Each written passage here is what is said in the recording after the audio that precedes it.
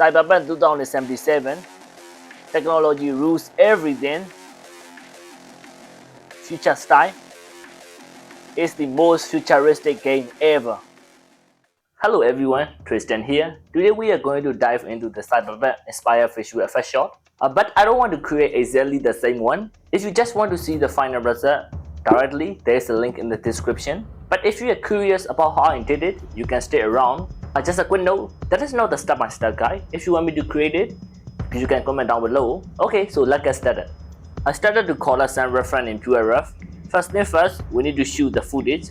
Luckily, I have some gear, so my brother helped me for flaming. Of course, you want to put yourself into the CGI wall, you need to shoot with a green screen.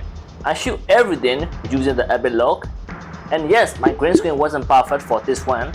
Anyway, it worked pretty fine for this one. And next one is burying the Cyberpunk 3D environment. I use Blender, just kidding. I use Blender, but you can use any 3D software that you like. I'm not a professional at modeling, so I grabbed a few assets from the online. And for the robot animation, I downloaded a model from the Sketchflash, used them for the creator. And then my friend helped me for the customization of the animation.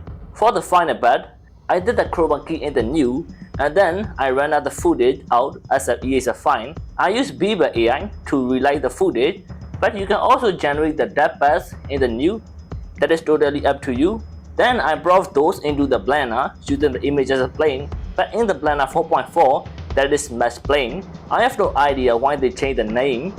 And then I made the position placement with the 2D environment. Before final rendering in Blender, I also exported multipass from the Blender.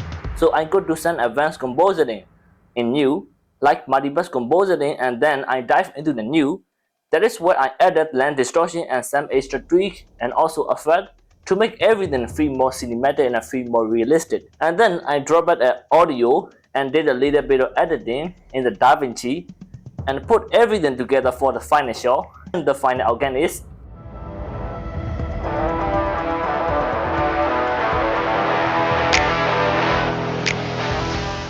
that is how I create the Cyberpunk inspired visual effect shot. If you enjoyed the breakdown, hit the subscribe button down below. That will really help. Thanks for watching. We will see you in the next one.